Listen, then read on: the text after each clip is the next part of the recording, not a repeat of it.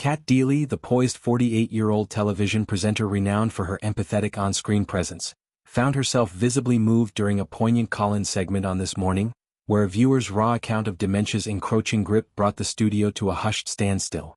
Teaming with co-host Shephard, Kat facilitated an open forum for the public to voice concerns about the neurodegenerative condition, a platform that transformed abstract statistics into visceral human stories. When Colin, a caller in the throes of diagnostic limbo, shared his fears, the air thickened with shared vulnerability, underscoring the show's role as a lifeline for the isolated. Dementia, a syndrome impairing cognitive functions like memory, concentration, language, judgment, mood, and behavior, progresses insidiously, eroding daily autonomy. Colin's voice, choked with emotion, cut through the broadcast. "I'm going through the procedures of being diagnosed with dementia, and I've been to the memory clinic, and now they are saying I've got to see a consultant to get a proper diagnosis."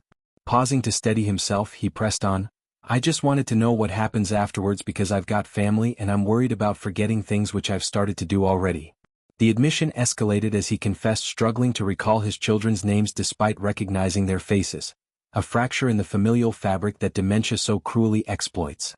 Kat's reaction was one of unfiltered humanity, her eyes welled, gaze dropping as she blinked back tears, a silent solidarity with Colin's plight.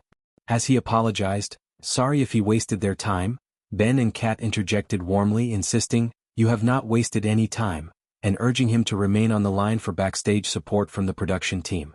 This moment crystallized This Morning's ethos, not just entertainment but education and empathy, bridging the gap between viewer and vulnerability. The segment's impact ripples beyond the studio, highlighting dementia's prevalence, affecting over 55 million worldwide, projected to triple by 2050 per WHO data. Early diagnosis, often delayed by stigma or symptom dismissal, is crucial. Colin's Memory Clinic Odyssey reflects systemic hurdles, from GP waitlists to specialist shortages. Post-diagnosis, pathways include multidisciplinary care, neurologists, therapists, support groups, tailored to stages. For families, it's a recalibration, legal planning via lasting power of attorney, emotional scaffolding through counseling, and practical aids like memory journals or smart home tech. This emotional peak followed another tear-jerking interview earlier in the week, where Kat engaged with Juliet, a mother enduring profound abuse from her autistic teenage daughter. Juliet's narrative began with high school's transformative turbulence. "It all began when my daughter went to high school. Essentially her personality totally changed. She became verbally abusive towards me and had quite a bit of attitude over and above what you would expect from normal teenagers. That verbal abuse was quite significant, shouting, swearing and name-calling. Escalating after a year, it turned physical. After about a year that turned into physical abuse. The first incident she returned and she'd been drinking. She was only 11 or 12 years old and that was a factor in it.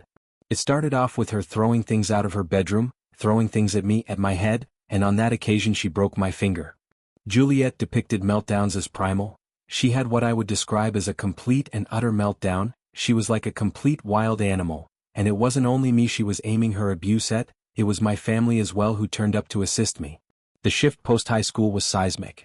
When she started high school it was like a switch had gone off. She completely changed. She became far more belligerent, far more verbally abusive, and it took a year then for the physical stuff to start. Kat, holding back sobs, responded, "I can't imagine being a mum and loving someone so much, and then being so frightened as well. As their mum, you wouldn't want them to get in trouble, but at a certain point you have to ask, how do you protect yourself?"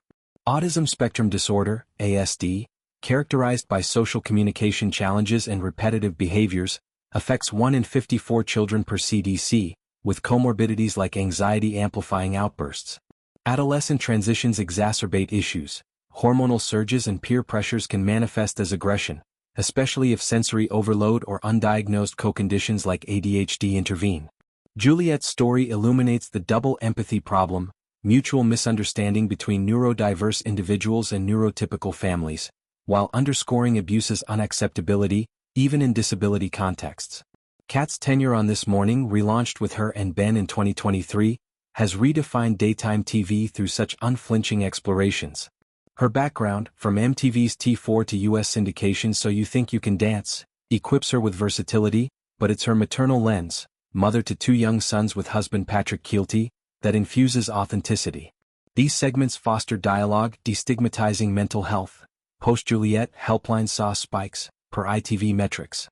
Broader implications demand systemic reform. For dementia, initiatives like the UK's NHS long-term plan prioritise diagnostics via AI screenings and community hubs. Caregiver respite, vital for Colin's wife, implied in his fears, is underfunded. Respite grants and peer networks could alleviate burnout. In autism, early intervention via applied behavior analysis, ABA, or sensory integration therapy prevents escalation, while family therapy addresses dynamics. Juliet's resilience, seeking autism diagnosis post-incidence, models advocacy, urging schools to integrate neurodiversity training. Kat's emotional navigation, tears as bridge not barrier, empowers viewers.